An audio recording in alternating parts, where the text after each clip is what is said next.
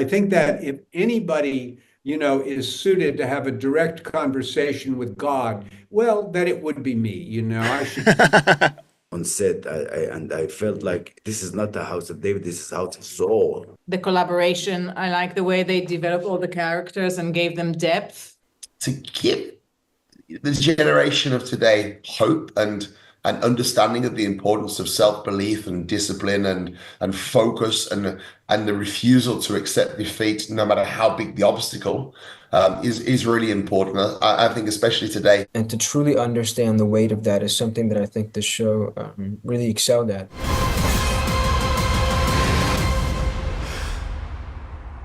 Can one stone change the course of history?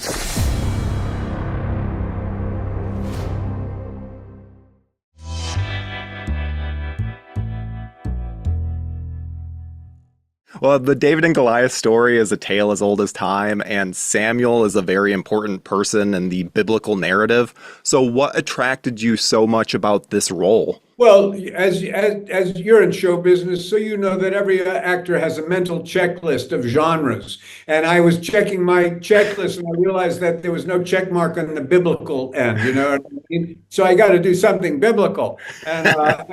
And I think I've aged out of playing David or even Saul, and so that leaves Samuel. But thank goodness it did, because it's an extraordinary role. It's they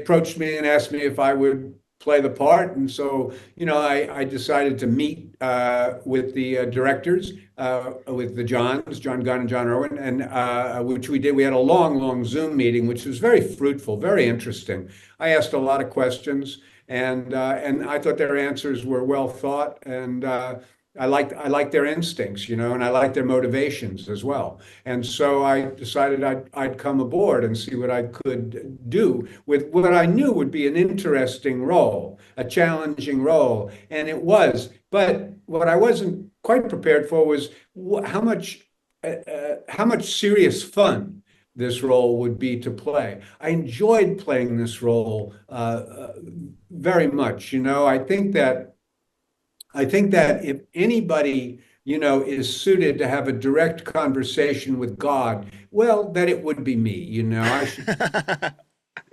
I agree. Why not? I've talked to everybody else. Yeah. So, but more than that, the idea of play. It's not the first time in my career that I've played authority figures, but it is the first time that I've played a character with the kind of aged vulnerability that he has.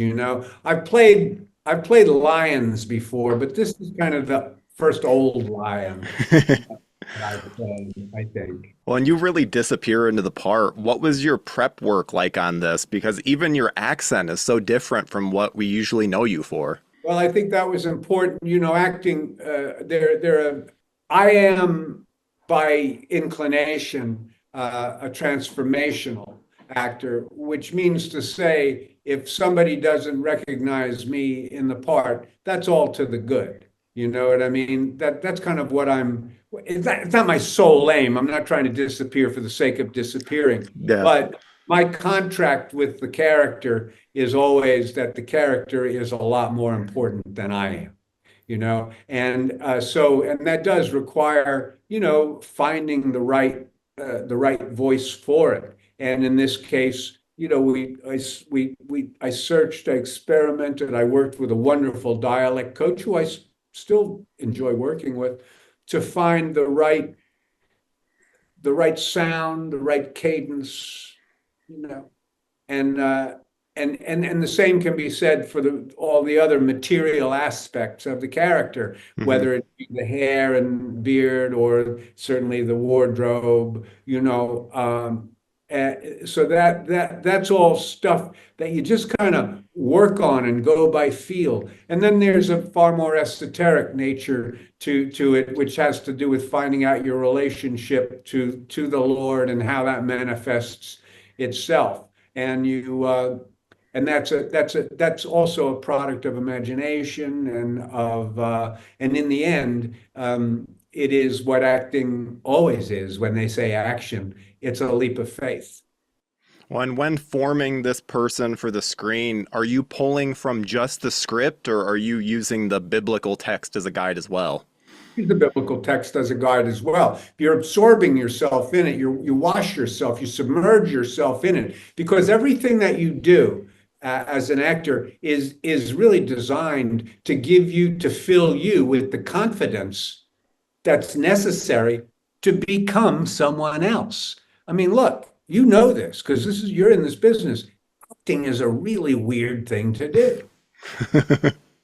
That is very true. The older I get, kind of the weirder it gets. The more I love it, the more fun it is in life. One, does approaching your character change when it's based on someone with such religious significance? Wow, it's a good question. Yeah, I think it does. It means that yes, I think you need to be cognizant of that. You know what I mean? Understand. Look, when you play any historical figure, and I've played a lot of historical figures over the years, you need to understand that there is a specialized audience out there who are going to have their eye on you very, very, very carefully. If you're playing Babe Ruth, which I have, you better get that swing down properly, or you're going to hear about it. You know what I mean? Well, when you're dealing with religion, I think that the stakes go up even higher than baseball, if such is possible, And so I think you need to be extremely aware and sensitive to that. Does that mean you're not daring? Does that mean that you're not provocative? No, not in the least. It just means that you want to kind of keep your eye on you want to display discretion, good taste, and if you are going to do something that offends, well, at the very least, you need to be very aware of that. If you're going to do that, then keep your eyes open and do it. But hopefully, that's not what this is about at all. There are roles where I could see that. I'm playing the role in order to somebody a good slap. That's not the case here. I want Samuel. What's so interesting, what I love about Samuel, one of the things is that, he's revered in three of the world's great religions. I mean, he's a figure of reverence in Judaism, in Christianity, and in Islam.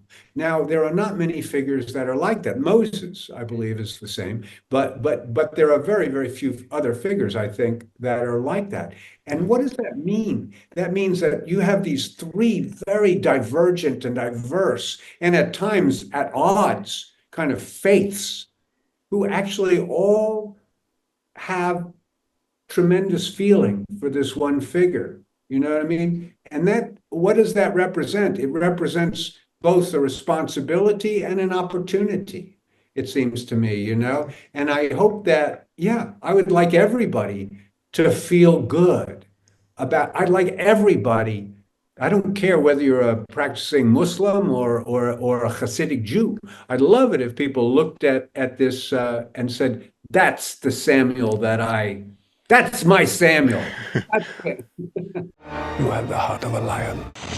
David and Goliath is a tale that we've all grown up with, so it's cool to see this come alive on the screen. Michael, you were chosen after a global search for David. Can you talk about the audition and then finding out the news? Thanks so much, Tyler. It's great chatting with you. It was a long process. I remember, it started with this dream of mine. I always wanted to play King David, and I was watching a show called The Chosen, and I was inspired by it. And I told my family, I'd love to do something like that, and to maybe play King David one day. And then fast forward 3 years later, I got an audition, and it was for David, and I submitted it. No. And then a few weeks later, I had an opportunity to resubmit for the same project. And then I did, and eventually I was having meetings with the executive producer of the show, and I was doing screen test after screen test, after this, after that, and after a very long process, I finally got the okay that I was going to portray King David.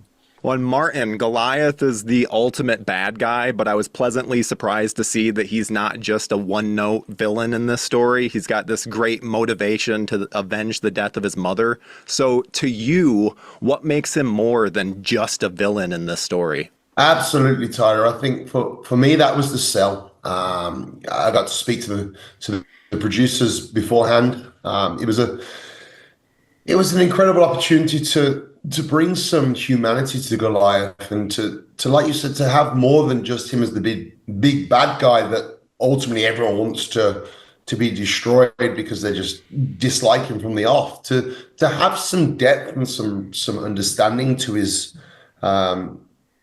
change and his shift and why it was so important to him to have this battle was key to me. And I think that's also what's helped make this story so special and to give it a purpose and a drive and a motivation.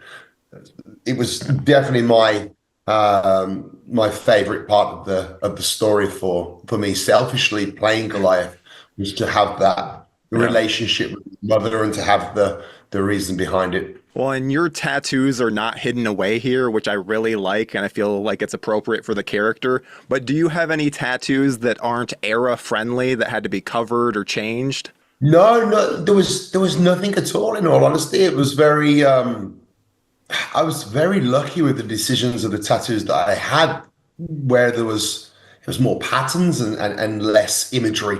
And I think obviously there was a couple of tattoos that needed covering because it wouldn't have been true to the time. But there was nothing that needed covering for offense reasons. Yeah. I play Goliath. I'd like to think in real life I'm not that bad. Well, and the battle between David and Goliath is one of the most iconic stories in all of history and is a point of reference for other stories even. So what was it like for you both to bring this moment to life? Pretty surreal, in all honesty. I think it's times like this and interviews like with yourself today where you sit back and you realize the magnitude of the show that's coming out and not only the show, the importance of the story to be told.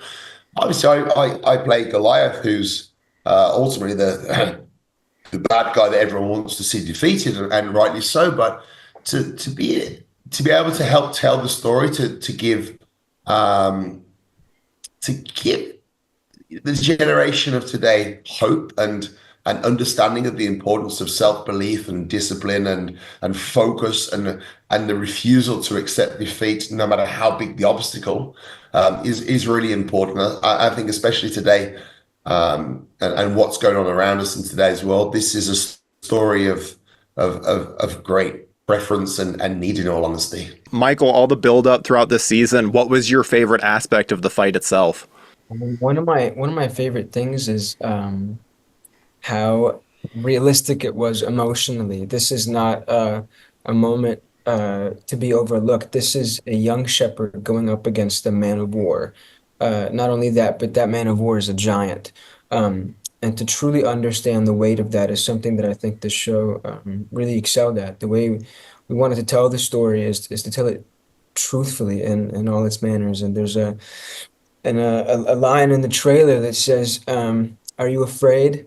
I'm terrified." There's absolutely fear that comes with this, but courage comes from overcoming fear.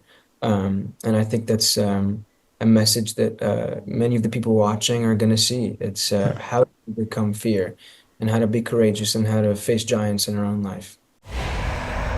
I will fight the giant. Fight him with the same spirit you bring into this room. First of all, I have a question for both of you. When making something based on religious texts, it brings with it a lot of baggage as people have a very strict idea of what these stories are supposed to be. Does that bring any additional pressure to your performances or change any element of your prep work? No, but I didn't have the same weight that Ali has or Michael as David, I guess. I mean, I love the writing. I love the way they work, the collaboration. I like the way they developed all the characters and gave them depth, even if sometimes with a little bit of freedom. So for me, I'm just excited. I agree with Ayelet, but in my in my in my position here, like the character is really developed very well in the Bible, actually, the opposite of Ayelet. But no, I didn't feel any pressure at all because after all, we're doing a TV series and based and somehow really goes in parallel, but of course with a lot of additional effects of the creators and and the showrunners and from us we have as Ayelet said, like a lot of freedom to bring many choices that we see and we feel for the characters for the moment, sometimes for the whole scenes. We can change a lot of things that and bring up like what we feel correct for the character. Well, and King Saul is clearly very conflicted throughout this story. He goes through such highs and lows. And Ali, what was your favorite part of conveying his inner struggles, like his intense paranoia? Well, like I can't tell, like I can't really put my finger only at one scene or one because it's really up and down, and I really find this character with the whole journey is fascinating for me. I was saying that to John on set, and I felt like this is not the house of David, this is house of Saul. I see it really fascinating in each and every single scene. For me, it was masterpiece and very complex, and the whole journey makes it really interesting and phenomenal. Like man, like who has nothing but simple life, beautiful wife, family. All of a sudden, he become like anointed by the seer Samuel, and he become like the first king of his people. Very powerful man. He bring victories to his people.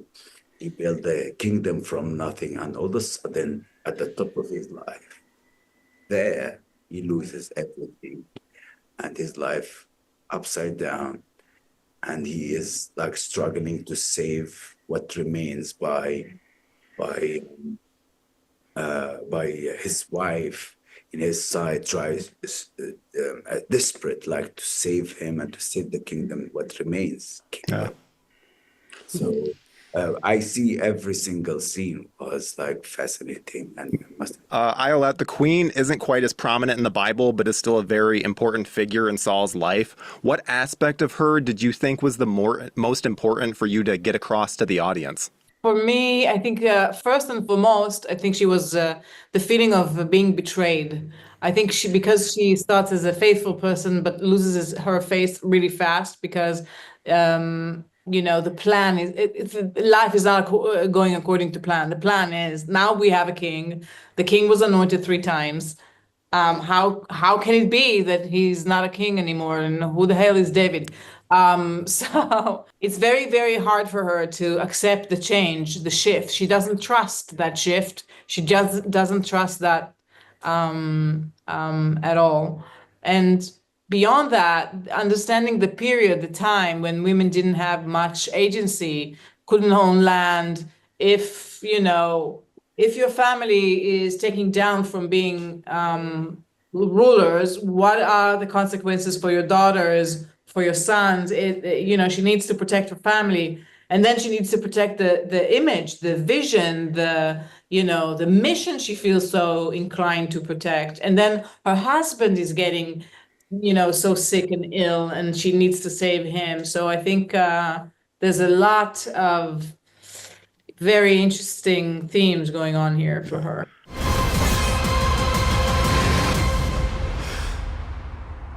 Can one stone change the course of history?